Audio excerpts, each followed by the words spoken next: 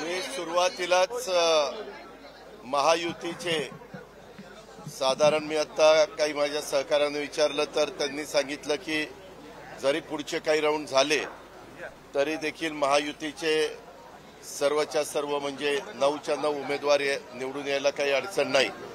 पहिल्या राऊंडमध्ये तर किती उमेदवार निवडून आलेले ते आपल्याला सगळ्यांना माहितीच आहे आणि एकंदरीतच ही निवडणूक सगळ्या जनतेचं लक्ष होतं, महाराष्ट्राचं लक्ष होतं।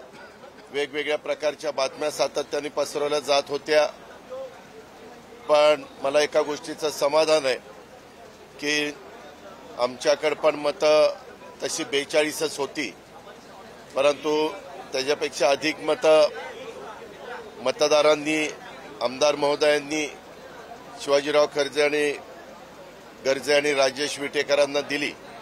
त्याबद्दल मी त्या सर्व आमदारांचं मनापासून आभार मानतो। त्यांनी टाकलेल्या विश्वासाला निश्चितपणे हे दोघंही योग्य पद्धतीनं काम तिथं विधिमंडळामध्ये करतील। जी काही पक्षाची भूमिका असेल, जनतेची भूमिका असेल ती व्यवस्थितपणे मांडून त्यांचे प्रश्न सोडवतील। वेगवेगळ्या प्रकारच्या चर्चा होत होत्या, हे फुटणार ते फुटणार अशा प्रकारच्या बातम्या येत होत्या, परंतु स्वतः एकनाथराव शिंदे साहेब असतील, देवेंद्र फडणवीस साहेब असतील आणि आम्ही सगळ्यांनीच 2-3 वेळेला एकत्र बसून बाबा भाजपची मतं भाजपने सांभाळायची, राष्ट्रवादीची राष्ट्रवादीनं, शिवसेनेची शिवसेनेनं आणि जे बाकीचे मतदार आहेत, आमदार आहेत, त्यांना सगळ्यांनीच त्या ठिकाणी आपल्याकडे खेचायचा प्रयत्न करायचा नाही किंवा विनंती करण्याचा प्रयत्न करायचा नाही।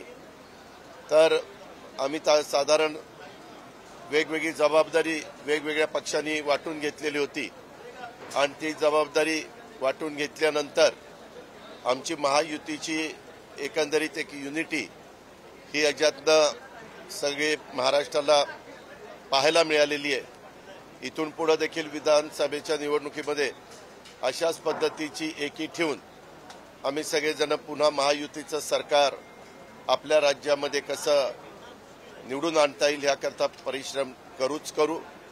परंतु ज्यांनी मतदारांनी महायुतीच्या उमेदवारांना मतदान केलंय त्या सगळ्यांचं मी आभार मानतो, त्यांना मनापासून धन्यवाद देतो। निवडून आलेल्या सर्व उमेदवारांचं मनापासून कौतुक करतो, मनापासून अभिनंदन करतो। खरं आम्हाला वाटत होतं की निवडणूक बिनविरोध होईल, परंतु अचानक एक ॲडिशनलचा उमेदवार आला आणि त्याच्यामुळं निवडणुकीला एक वेगळ्या प्रकारची रंगत चढली।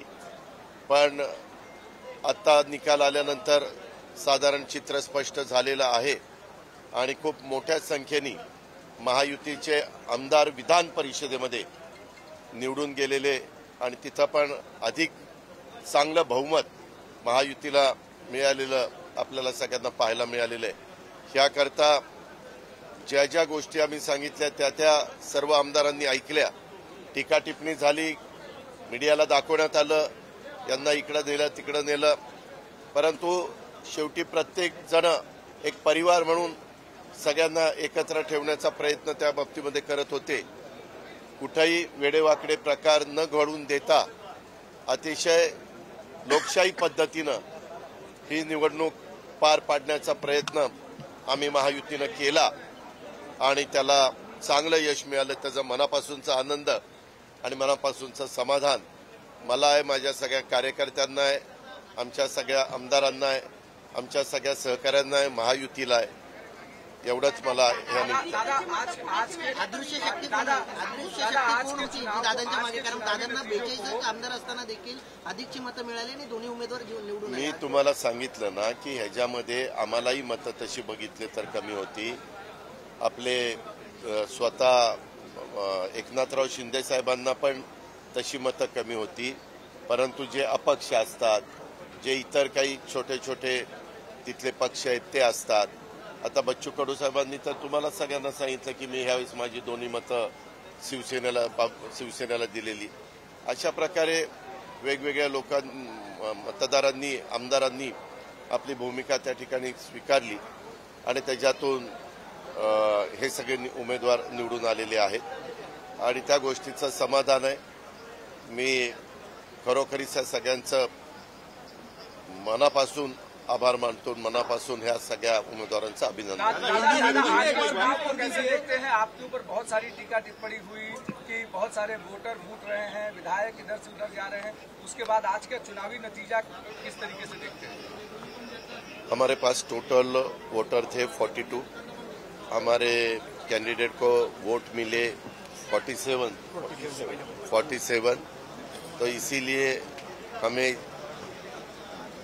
5 वोटर ज्यादा मिले. 5 विधायकों ने हमें सपोर्ट किया है, उनका मैं शुक्रिया अदा करना चाहता हूं और धन्यवाद भी देना चाहता हूं और सबका अभिनंदन करना चाहता हूं. चुनाव जब रहता है तो एलिगेशन होते हैं, एलिगेशन के बारे में मैं ज्यादा नहीं सोचता. अपना काम करने का, विकास करने का और विकास के रास्ते से आगे जाने का. सभी विधायकों को साथ में रखना है सबसे बड़ा चुनौती. नहीं रे बाबा, ऐसा कुछ नहीं. ये पहला चुनाव नहीं. आप देखो 2 साल पहले जो चुनाव था तब हम सब एक थे, पूरी राष्ट्रवादी एक थी, तब भी हम ट्राइडन में रुके थे. आपको पता है क्या? वैसे हमेशा जब चुनाव आता है तो एक दिन के लिए सब, क्योंकि अलग अलग, एक तो अभी एमएलए हॉस्टल नहीं है, उसका कंस्ट्रक्शन चालू है, तो इसीलिए कोई अपने घर पे रहता है, कोई दोस्त